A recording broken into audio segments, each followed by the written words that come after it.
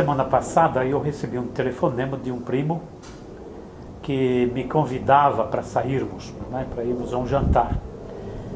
E eu disse para ele que não podia naquele momento porque estava recebendo visita do pastor João Falcão Sobrinho.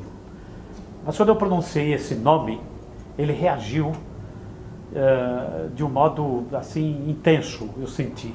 Ele disse assim: puxa, mas eu queria conhecer, sabe que eu estou com vontade de conhecer o pastor João Falcão, porque todos vocês, eu sempre ouvi esse nome, todos vocês falavam do pastor João Falcão Sobrinho, eu queria conhecê-lo, dá para você me trazê-lo aqui? E eu disse: olha, eu vou providenciar. Mas por que eu estou contando isso? É que isso dá a medida exata dos fatos. Acho que esse nome, essa pessoa foi um protagonista, e é um protagonista na nossa história toda, na nossa família, e é presente sempre. Mas eu creio que também, além disso, é um privilégio enorme sempre encontrá-lo, reencontrá-lo. E principalmente quando a gente se lembra, nós devemos nos lembrar sempre da importância que ele tem, não só para a nossa família, mas para a família brasileira, eu diria. E a história dele, pelo que ele foi, o herói, eu diria, é um dos grandes heróis que estão atuando e que nem tem o devido reconhecimento, né? Mas assim, na família Batista principalmente deve muito a ele, e isso nos enche muito de essa sensação de bem-estar e até de uma certa vaidade de termos assim tido esse encontro com ele e esta presença na nossa família. Eu pessoalmente me considero privilegiado por Deus haver cruzado com o pastor João Falcão Sobrinho, a família dele, na minha jornada. Essa família que me recebe hoje, que hoje me hospeda, é uma família muito amada, muito querida. E todos eles têm crescido muito espiritualmente no Evangelho e me agrada muito ver o progresso de todos eles. E eu sou muito grato a Deus pela amizade, pelo convívio com essa família que hoje me hospeda aqui. E eu espero e desejo em Deus que todas as famílias dos crentes, todas as famílias cristãs do Brasil tenham Jesus Cristo no centro, não somente do seu conhecimento, da sua emoção, mas no centro da sua proclamação para o mundo. O pastor é uma pessoa e também um digno representante dos batistas, um líder batista, um escritor batista, um pensador batista e um pregador batista. E dado que isso é verdade, eu até gostaria de ouvir, é bom ouvir o pastor Batista falando sobre os batistas e principalmente a identidade batista. Se isso é válido ainda se falar de identidade batista. Eu gostaria de ouvir do pastor isso, sabe? Olha, nos meus 60 anos de ministério como pastor batista, pastoreei várias igrejas em São Paulo e no Rio de Janeiro e procurei sempre dar às igrejas que eu pastoreei um conteúdo doutrinário, ideológico, batista. E especialmente com três bases, três fundamentos. Primeiro, a Bíblia, o fundamento bíblico. Eu sempre gostei de estudar e ensinar a Bíblia. Todas as minhas preocupações, mensagens, ética, moral, tudo é baseado na Bíblia. A segunda ênfase do meu ministério, que é decorrente da primeira, é a família. Eu sempre dei muito destaque à família. A família é a base da sociedade, a família é a base da igreja. Nenhuma igreja é melhor do que a soma das suas famílias. E em terceiro lugar, a terceira base do meu ministério é missões. Missões por quê? Porque a Bíblia é um manual de missões.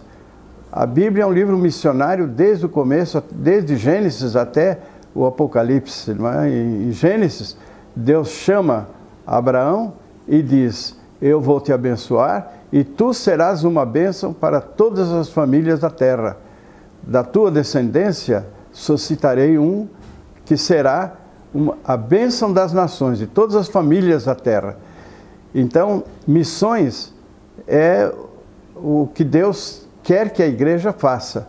Uma igreja que não tem espírito missionário não é uma igreja batista, não é uma igreja fundamentada na Bíblia, porque a Bíblia é um livro de missões. Não é possível ler e viver a Bíblia sem pensar em ganhar o mundo para Jesus Cristo.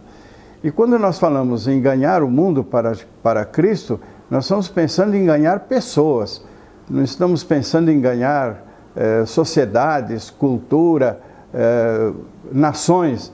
Estamos pensando em levar cada indivíduo a ter uma experiência pessoal, viva, com Jesus Cristo ressuscitado.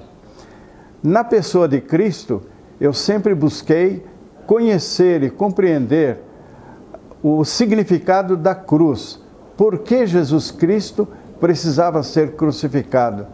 Por que ele tinha que derramar o seu sangue na cruz?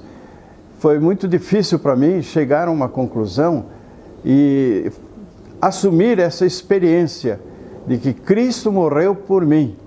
E é isso que cada ser humano deve saber. Não basta saber que Jesus contou lindas histórias e estabeleceu ricos fundamentos morais para a humanidade. É preciso saber o significado de Cristo para o indivíduo. Ele tomou meu lugar na cruz do Calvário. Ele orou por mim. Quando Jesus disse: Pai, perdoa-lhes porque não sabem o que fazem, ele estava orando por mim, estava pedindo perdão ao Pai por mim. Porque quando eu estava pecando, e ainda hoje, quando estou pecando, nem sempre estou me lembrando do que custou para Jesus a culpa do meu pecado, dos meus pecados. E eu gostaria que cada pessoa filiada a uma igreja batista tivesse uma experiência viva, pessoal, dinâmica, crescente, contínua com Jesus Cristo.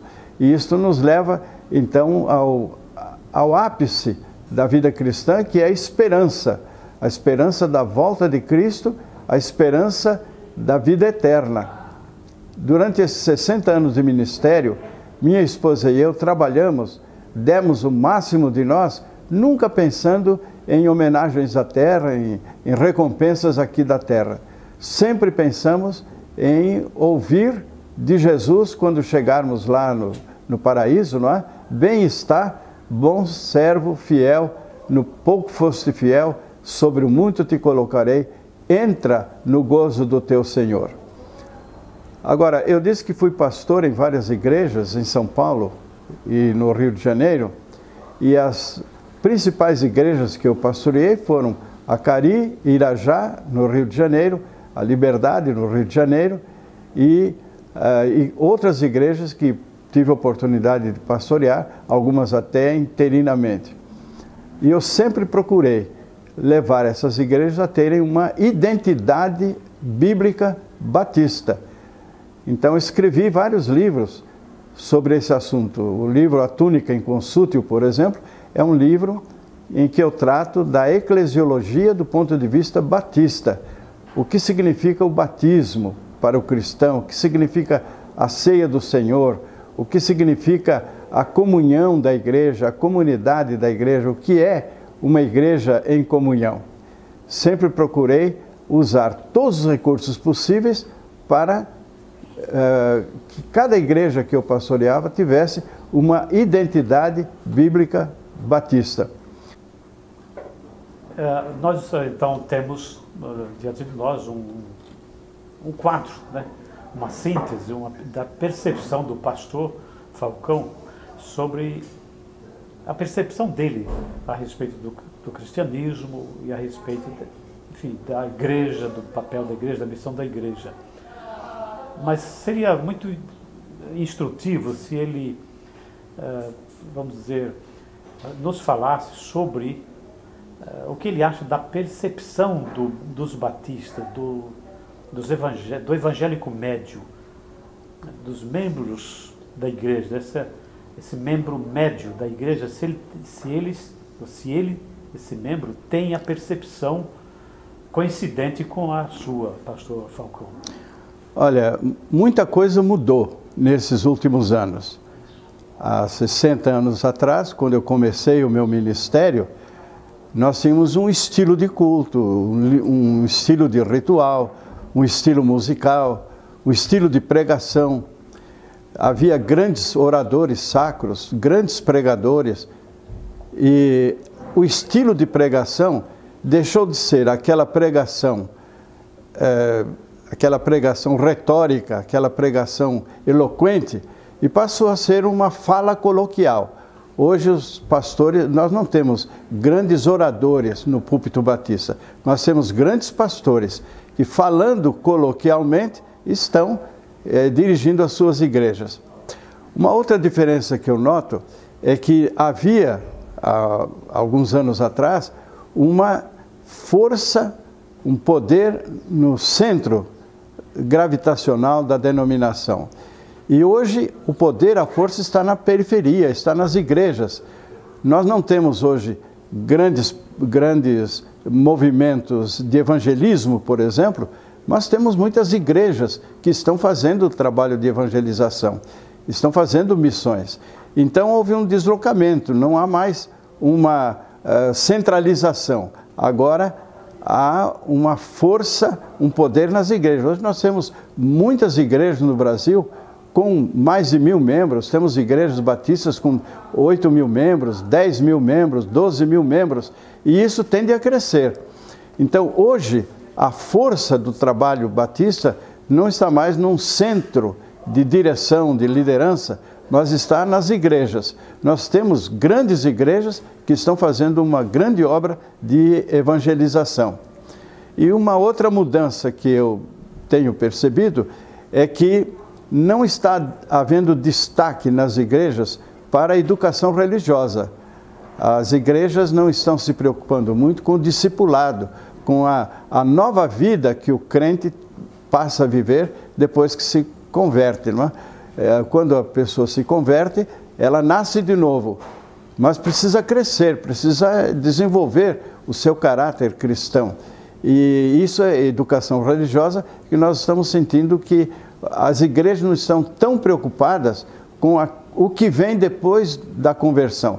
É como se um casal quisesse ter um filho, o filho nasceu, deixa o filho no bercinho, agora você cuida de você. Não pode ser assim. O crente, a pessoa quando entra para a igreja, quando ela se converte, quando aceita Jesus, ela precisa ser alimentada, ser orientada no seu crescimento espiritual.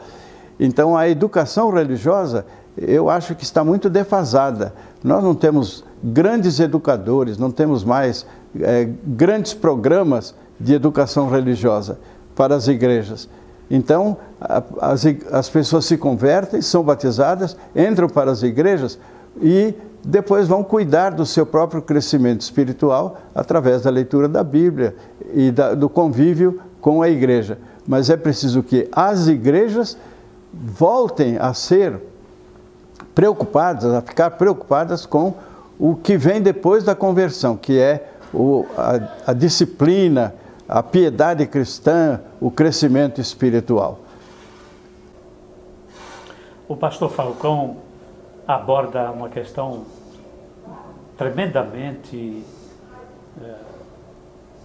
necessária, né? Que é a questão da mudança em todos os âmbitos. E as mudanças são drásticas, são rápidas, são surpreendentes, né? Agora, eu tinha uma constatação, não sei se é minha só, há uma coisa que se observa no ambiente da igreja. Eu sempre pensei e tentei experimentar o ambiente interno de uma igreja, o interior de uma igreja, naquele sentido de santuário, casa de oração, tem um clima, um jeito, um modo de ser, estar ali, de uma atitude mental, um certo decoro, um certo recato e tal. Mas ultimamente eu vejo que isso mudou muito. Há um ambiente quase que de esvaziamento dessa sensação de busca, de construção disso. É verdade que isso acontece ou é impressão? Eu queria ver se o senhor falava sobre isso, sabe? Olha, as mudanças são muito rápidas e são constantes. Nós estamos sempre mudando. Em muitas coisas temos mudado para melhor, em outras coisas temos mudado para pior. Vou dar um exemplo. Nós saímos da teologia, da proclamação da graça, e hoje nós estamos vivendo uma teologia do usufruto da graça. E aí nós temos, como resultado do hedonismo, do individualismo exacerbado, do pragmatismo, nós temos a tendência para que na vida dos crentes, de busca de sensações, de algo que dê prazer, algo que traga proveito, algo que traga proveito pessoal, alegria pessoal. Então nós saímos da teologia da proclamação da graça e hoje estamos vivendo nos cultos, na literatura, estamos vivendo uma época de usufruto da graça. Aliás, a palavra usufruto tem sido muito usada nas nossas canções, nas músicas que nós estamos cantando nas nossas igrejas. Os crentes querem tocar as vestes de Jesus, querem sentir o perfume de Jesus, querem abraçar Jesus. Então, eles não estão tão preocupados em levar o Evangelho ao mundo, mas estão querendo usar os benefícios do Evangelho na sua própria vida. E estão querendo usufruir da graça ao invés de proclamar a graça de Jesus. Agora, naturalmente, a igreja recebe todas as influências do mundo lá fora. A tecnologia, por exemplo, que dá ao pastor inúmeros recursos para pastorear, para pregar, para ensinar, a tecnologia é uma bênção, mas não pode substituir o contato pessoal, o contato voz, audição, visão pessoal. Então nós precisamos usar a tecnologia, mas não desprezar o contato, o convívio pessoal.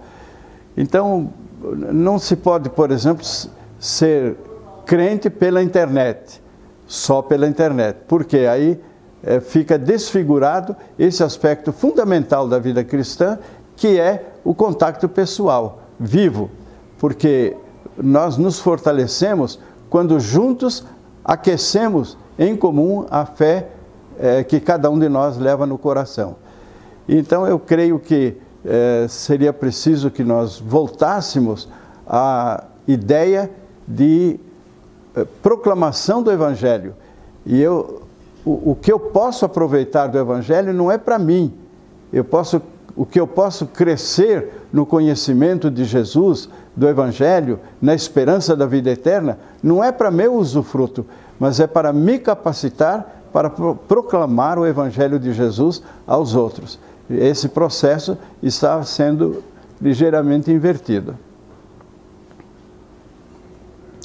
Bem, eu não sei quantas pessoas vão ver essa entrevista, não sei em que circunstância, onde vai ser vista essa entrevista, mas eu quero fazer um apelo, quero fazer um convite, ou melhor ainda, um desafio à pessoa que está me assistindo, que está ouvindo essa entrevista. O meu desafio, o meu apelo é: viva em Cristo. Não deixe que a religião seja algo intelectual, algo racional na sua vida, mas viva a integridade do Evangelho na pessoa de Jesus Cristo. Deixe Jesus viver em você. É isso que o mundo está precisando. O mundo não está precisando de mais pregação, mais igrejas, mais templos. O mundo está precisando de mais crentes que vivam em Cristo e que intercedam, que orem pelo mundo. O mundo está precisando hoje de quem ore pelo mundo, quem promova no mundo o advento de Jesus Cristo em cada coração. E assim nós estaremos preparando o mundo para a volta de Cristo. A noiva, quando vai para o casamento, ela se prepara. A noiva tem que se preparar, ela se prepara espiritualmente, fisicamente, tem que se preparar. A igreja parece que se esqueceu de que o noivo vai chegar e a igreja tem que estar preparada. E o preparo da igreja é piedade cristã, vida em Cristo, seriedade no trato das coisas de Deus. Então, que a igreja esteja preparada, que você, que é parte da igreja, esteja preparado para que, se Jesus voltar amanhã, você possa estar preparado para recebê-lo, como a noiva, no dia do casamento, está preparada para receber o seu noivo.